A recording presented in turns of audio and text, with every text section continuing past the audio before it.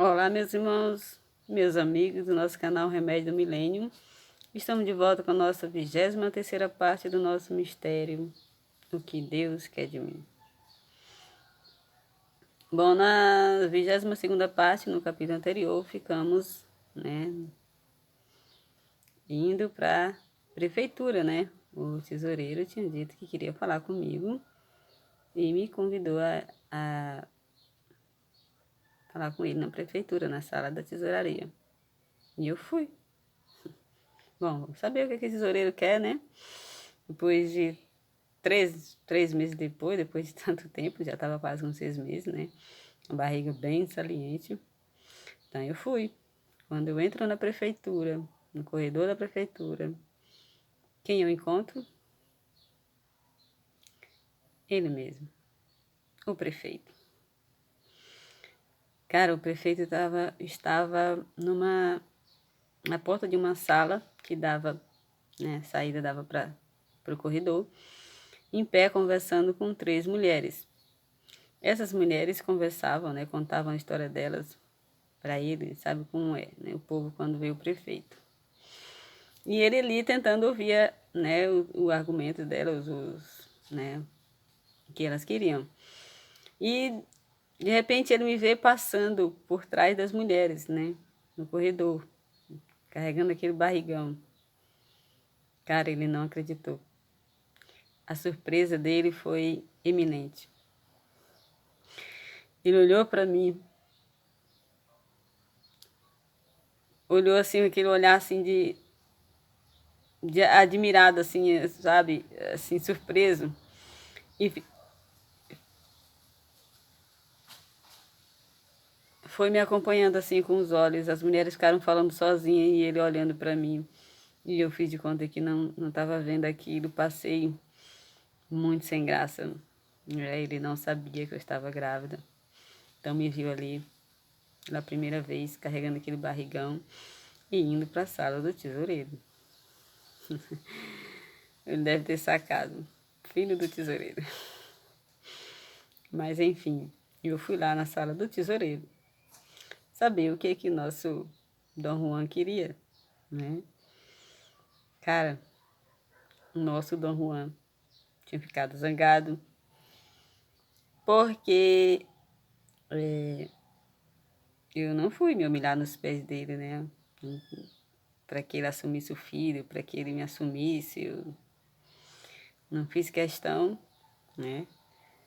E me envolvi com outra pessoa. Aí, se o homem que é machista, né? Uma situação dessa, fica no mínimo zangado. E ele resolveu se vingar. Ele me chamou na tesouraria da prefeitura para expressar, apenas para expressar a sua revolta, a sua zanga. E ele usou como arma, disse que estava com dúvida. A dúvida, né? Disse que estava com dúvida agora se o filho era dele.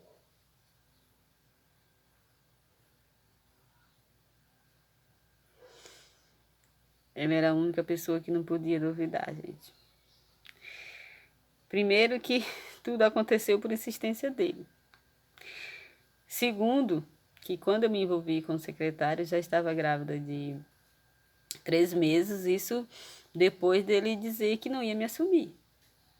Então, ele era a única pessoa que não podia duvidar disso, né? Mas ele fez questão de pôr a paternidade aí do filho em dúvida, pelo menos para mim, né? Pelo menos para mim. Com a intenção de me humilhar. E eu creio, né? E ele disse, olha, fazemos um trato. Quando a criança nascer, a gente faz em DNA. Se o filho for meu, eu pago o DNA. Se não for, você paga o DNA. Tudo bem? O que eu ia dizer, né? Feito. Trato feito. É só isso? Só. tudo bem então. E eu fui embora. Se a intenção dele era me humilhar, ele conseguiu. Mas tudo bem. Cada um usa as armas que tem, né? E eu fui embora. Muito, muito chateada. E me vi ali, mãe solteira, né? E comecei a ficar preocupada com o meu bebê, né? Fiz uma promessa, disse, mãe, pedi para Nossa Senhora que ela decidisse que meu filho fosse saudável, porque uma mãe solteira, um filho doente é muito triste. Então eu pedi que ela decidisse aí que meu filho fosse saudável, porque se fosse mulher, teria o nome Maria. Se fosse homem, o nome seria Gabriel, porque eu também pedi a intercessão de São Gabriel. E tudo bem. E a gente segue aí, com 6 meses, logo depois, né, eu fiz essa promessa porque eu me sentia sozinha, porque embora eu estivesse ali acompanhada tem um companheiro, entre aspas, né, ele não era meu, né, tinha dono, e eu vi aí nossos dias contados juntos, eu não tinha plano, nem tinha projeto de ficar com ele por muito tempo, né, como secretário, porque além de ele ser um homem comprometido, eu não tinha intenção de acabar com o casamento de ninguém. E daí, né, com 6 meses de grávida, eu vou para a roça, né? Passei uma semana, mais ou menos, com meus pais na roça. Ao retornar da roça, eu vim em cima de um caminhão, porque vinha uma senhora na cabine com umas crianças de colo, muito pequenas, então não teve como eu vir na cabine do caminhão, então eu vim em cima, né, na carroceria. E minha irmã, como era bem menor que eu, a cabine bem espaçosa, ela fez questão de vir na cabine.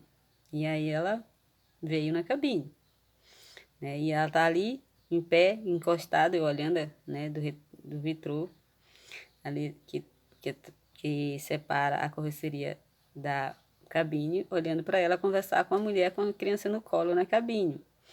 Quando o caminhão faz uma curva, na curva, em alta velocidade, acontece um acidente. E eu vou contar nesse acidente para vocês no próximo capítulo. E até amanhã, se Deus quiser.